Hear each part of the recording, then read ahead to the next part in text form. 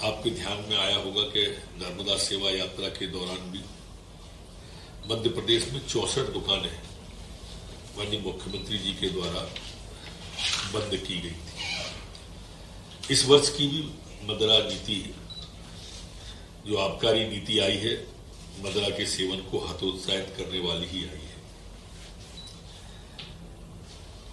अब प्रदेश में जितने भी अहाते हैं, सभी अहातों को बंद किया जा रहा है।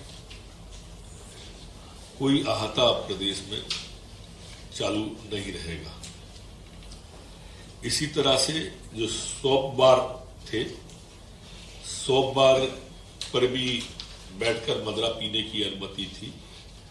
ऐसे शॉप बार भी सारे मध्य प्रदेश के बंद किए जा रहे हैं, अहाते भी बंद किए जा रहे हैं, शॉप बार भी बंद किए जा रहे हैं। मदिरा दुकानों केवल मदिरा की ही बिक्री की जाएगी। दुकानों पर बैठकर मदिरा पान की सुविधा भी अब प्रदेश में बंद हो जाएगी। अभिप्राय मेरा यह है कि शराब को हतोत्साहित करने की दिशा में सरकार ने बड़ा कदम उठाया है। इसी तरह से सभी हमारे जो धार्मिक संस्था, girls school, girls college, girls hostel, इनकी दूरी 50 मीटर हुआ करती थी, उसे बढ़ा के अब 100 मीटर किए जाने का, और सभी प्रकार की शैक्षणिक संस्थाएं, अभी तक 1-2 का ही मार्ग था, अब सभी प्रकार की शैक्षणिक संस्थाएं इसमें शामिल की गई है। वाहन चलाने वाले, जो शराब पी के वाहन चलाने वाले थे, उनके ड्राइविंग लाइसेंस निलंबित करने के लिए प्रावधान और कड़े करने का भी आज तय किया है। शराब के नशे में खतरनाक ढंग से वाहन चलाने वालों की सजा में बढ़ाने पर भी इसमें विचार किया गया है। इसी तरह से आज जो अनेक महत्वपूर्ण निर्णय हुए हैं, उसमें आरबीसी 6-4 के जो मापदंड है, उनमें भी संशोधन किया है।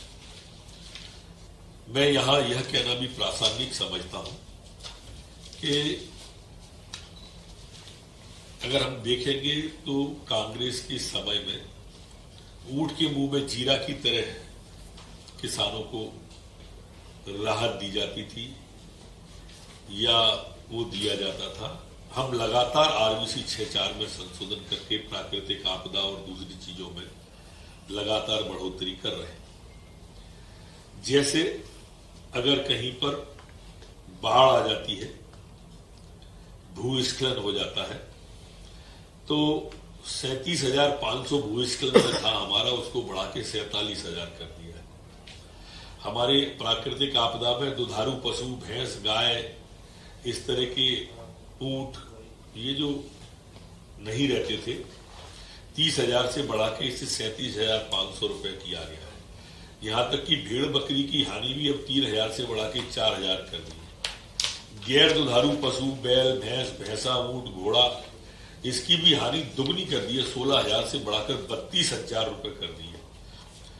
बछड़ा, गधा, पौनी, खच्चर, इसकी हानि भी हमने बढ़ाई है। इसमें प्राकृतिक प्रकोप से प्रभावित पशुओं को अस्थायी शिविर में जो रखे जाने का था, उसकी राहत राशि भी 70 रुपए दिवस से बढ़ाकर 80 रुपए दिवस की है। छोटे पशु को 35 रुपए से बढ़ाकर 45 रुपए कर दिया है। यहां तक कि मुर्गी पालन, जो मुर्गी रहती थी, उनको भी 60 से बढ़ाकर 100 इस आरबीसी 6-4 के अंदर किया गया है। मकान वगैरह जो झुग्गी झोपड़ी हमारी थी, वो झुग्गी झोपड़ी को 6,000 से बढ़ाकर 8,000। इसके अंदर जो पशु रहने वाले रहते थे, उन्हें 2,100 से बढ़ा के 3,000। शारीरिक हानि अगर हो जाती थी तो उसमें पहले 59,000 था, उसे 74,000 किया गया है। गंभीर जो हमारे बुनकर शिल्पी है, उनको भी इसमें दिया है, नाव को दिया है, मछली तक के लिए इसमें राशि को बढ़ाया गया है। और बड़ी राहत आज आरबीसी 6-4 के माध्यम से इसमें दी गई है। ग्वालियर के अंदर हमारी जो नवीन तहसील है, वो अब ग्वालियर के अंदर मुख्यमंत्री जी परसों घोषणा करके आए थे। उस नवीन तहसील के सृजन को अनुमति कैबिनेट के द्वारा दी गई है। इस तहसील में 36 पटवारी हलके शामिल होंगे। नई प्रस्तावित तहसील का मुख्यालय ग्वालियर होगा और इसमें ग्वालियर लश्कर तहसील, मुरार और तहसील सिटी सेंटर की सीमाएं थोड़ी परिवर्तित होंगी। 8 पदों का सृजन भी इसके लिए किया गया है। कार्यालय गठन पर 60 लाख रुपए का आवर्ती व्यय और 644.14 रुपए का अनावर्ती व्यय भी होगा। उसको भी आज सहमति कैबिनेट के द्वारा दी गई है। हमारे सतना में जो मेडिकल कॉलेज है, उस मेडिकल कॉलेज के लिए आज 150 MBBS की सीटों वाले महाविद्यालय के लिए 750 बिस्तरी चिकित्सालय स्वीकृत किया गया है।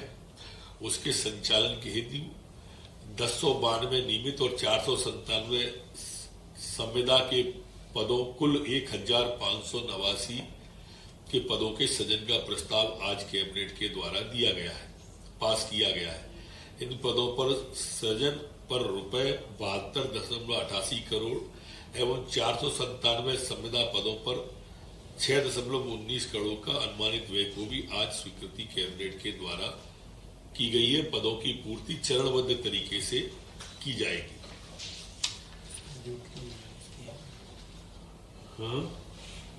हमने कई नियम नगरपालिका नगरीय प्रशासन विभाग ने आज हटाए हैं जिनका उपयोग नहीं हुआ था और सजा के जिनमें प्रावधान थे।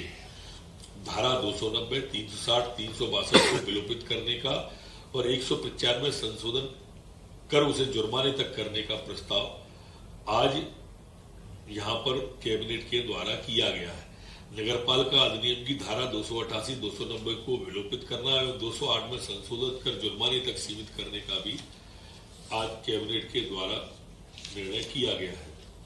एक अन्य निर्णय में नगरीय प्रशासन विभाग द्वारा जो प्रस्ताव कैबिनेट के सामने लाया गया था कि जो हमारी शासकीय भूमि, नजूल भूमि और स्थानीय निकाय प्राधिकरणों की निवासरत गरीबों के आवासीय पट्टे का प्रावधान था, उसे अब 31/12/14 के स्थान पर 31/12/2020 किए जाने का प्रस्ताव था, जिसे कैबिनेट के द्वारा स्वीकृति दी है। गरीबों के आवासीय पट्टे देने की पात्रता तिथि 31/12/2000 निर्धारित जो थी, अब उसको 20 तक करने का कैबिनेट के द्वारा निर्णय लिया गया है। क्षतिग्रस्त मार्गों के सुदृढ़ीकरण के लिए आज 4160 करोड़ रुपए करोड़ को बैंक ऑफ सैंक्शन से मुक्त,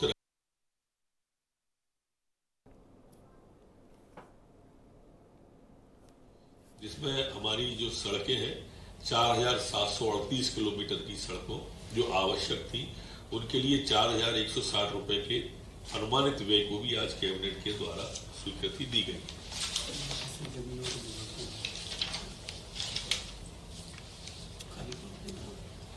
आज कुछ जमीनें जो हमारी हैं उनको भी विभाग के द्वारा सेल जो की गई है भूमि परिसंपत्ति विभाग के द्वारा, उसमें ये चंबल कॉलोनी है श्योपुर की,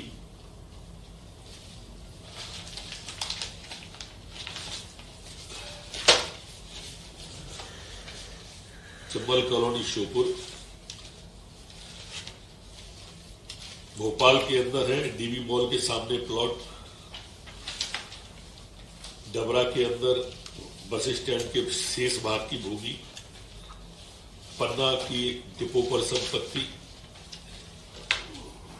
जबलपुर की चाटी ग्राम चाटी की भूमि, कटनी की ग्राम चाका की भूमि,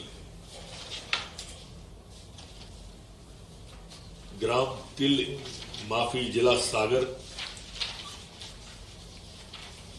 और जिला इंदौर के अंदर भी निपानिया सर्वे क्रमांक 153, बिचौली खदरा 186 जिला इंदौर का वार्ड क्रमांक 76 और गायत्री नगर कटनी, इन संपत्तियों की अनुमति आज अलग अलग राशि में आई है। 100% राशि जमा करने के बाद में इनको दिए जाने का निर्णय कैबिनेट के द्वारा लिया गया है।